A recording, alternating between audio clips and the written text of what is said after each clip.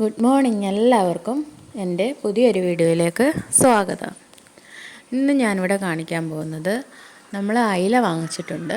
അയില തേങ്ങ അരച്ച് കറി വെക്കുന്നത് എങ്ങനെയാണെന്ന് നമുക്ക് നോക്കാം. ഞാനിവിടെ വെട്ടി കഴുകി വൃത്തിയാക്കി വെച്ചിട്ടുണ്ട്. ഇതിന് വേണ്ടിയിട്ട് ഞാനൊരു 10 കൊച്ചുള്ളിയും ഒരു കഷ്ണം ഇഞ്ചി എടുത്തിട്ടുണ്ട്. ഇത് നമുക്ക് നന്നായിട്ടൊന്ന് അരിഞ്ഞെടുക്കണം. ഇതുപോലെ ഞാൻ ഉള്ളിയും ഇഞ്ചിയും അരിഞ്ഞു വെച്ചിട്ടുണ്ട്. നമുക്കിനി ഇത് തേങ്ങയുടെ കൂടെ വറക്കാം. ഇതായിട്ട് നമുക്ക് പാൻ ചൂടാകുമ്പോൾ അതിലേക്ക് ഒരു 3 സ്പൂണ് വെളിച്ചെണ്ണ ഒഴിച്ചു കൊടുക്കാം.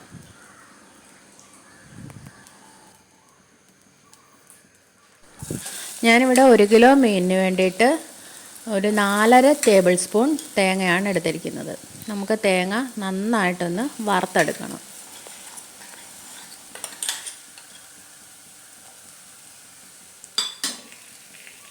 ഇതിനകത്തിലേക്ക് ഒരു 10 ചുമന്നുള്ളി അരിഞ്ഞത് നമുക്ക് ഇട്ട് കൊടുക്കാം.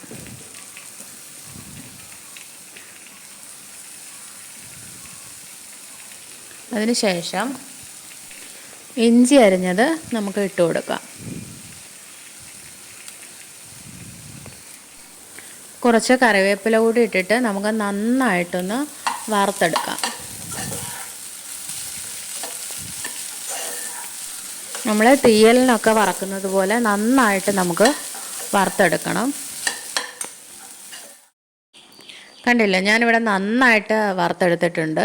നമുക്കിതിലേക്ക് മീനിന് ആവശ്യമായിട്ടുള്ള ഒരു 3 ടേബിൾ സ്പൂൺ മുളക് പൊടി ഇട്ട് കൊടുക്കാം. 3-4 ടേബിൾ സ്പൂൺ മുളക് പൊടി ഇട്ട് കൊടുക്കാം. ഇതിനകത്ത് ഞാൻ മല്ലിപ്പൊടി ഇട്ട് കൊടുക്കുന്നില്ല, മുളക് പൊടി മാത്രം ഇട്ടിട്ടാണ് വെക്കുന്നത്.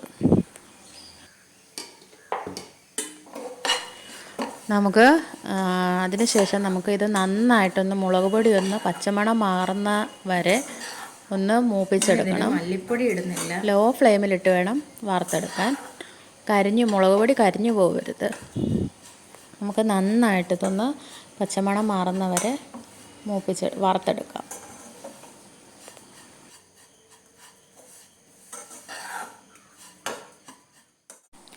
അതിനുശേഷം ഞാനിവിടെ ഒരു ചെറിയ കഷ്ണം കായം ഇട്ട് കൊടുക്കുന്നുണ്ട്.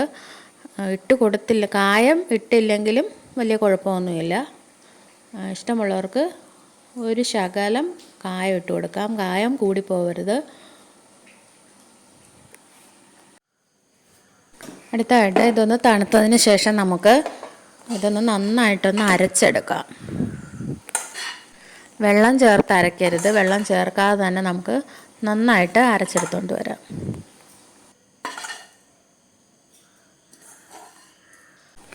അടുത്തായിട്ട് നമുക്ക് ചട്ടി ചൂടാകുമ്പോൾ നമ്മൾ അരച്ച് വെച്ചിരിക്കുന്ന അരപ്പ് ഇട്ട് കൊടുക്കാം. നല്ല എണ്ണയുള്ള തേങ്ങയാണെങ്കിൽ നന്നായിട്ട് എണ്ണയൊക്കെ ഇങ്ങനെ തെളിഞ്ഞ് വരും അരയ്ക്കുമ്പോൾ. ഇത് നമുക്ക് പച്ചത്തേങ്ങ ആയതുകൊണ്ടാണ് ഇതുപോലെ എണ്ണ തെളിഞ്ഞ് വരാത്തത്. എന്നാലും നമ്മൾ വെള്ളം ഒഴിച്ച് അരയ്ക്കരുത്. നമുക്ക് അരപ്പിട്ട് കൊടുക്കാം. അതിനുശേഷം നമ്മൾ ഈ അരച്ച് വെച്ചിരിക്കുന്ന ജാറും ഒന്ന് കഴുകി അതിനകത്തിലേക്ക് ഒഴിച്ചു കൊടുക്കാം. നമുക്ക് ഗ്രേവിക്ക് ആവശ്യമുള്ള വെള്ളം ഈ സമയത്ത് വേണം ഒഴിച്ചു കൊടുക്കാൻ.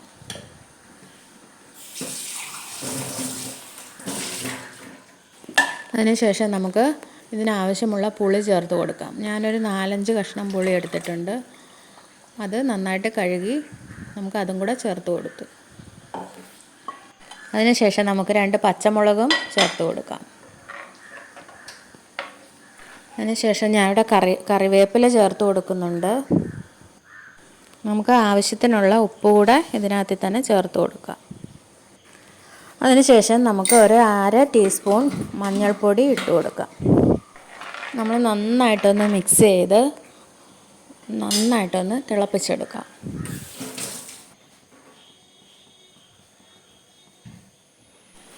ഇവിടെ ഇതൊന്ന് നന്നായിട്ടൊന്ന് തിളച്ച് വന്നിട്ടുണ്ട്. നമുക്ക് ഇതിലേക്ക് മീനിട്ട് കൊടുക്കാം. അതിനുശേഷം നമുക്ക് അടച്ചു വെച്ച് നല്ലതുപോലെ വേവിച്ചെടുക്കാം. കണ്ടില്ലേ, ഇവിടെ നന്നായിട്ട് മീനൊക്കെ വെന്തിട്ടുണ്ട്. എല്ലാവരും ഇതൊന്ന് ട്രൈ ചെയ്ത് നോക്കണം. കണ്ടില്ലേ, എണ്ണ ഇവിടെ നന്നായിട്ട് എണ്ണ തെളിഞ്ഞ് വന്നിട്ടുണ്ട്. എല്ലാവരും ഇതൊന്ന് വെച്ച് നോക്കണം. ഇഷ്ടപ്പെടുവാണെങ്കിൽ സബ്സ്ക്രൈബ് ചെയ്യണം, സപ്പോർട്ട് ചെയ്യണം. ഇവിടെ മീൻകറി ഉപ്പ് നോക്കാനുള്ള ആളെത്തിയിട്ടുണ്ട്. നമുക്ക് നോക്കാം.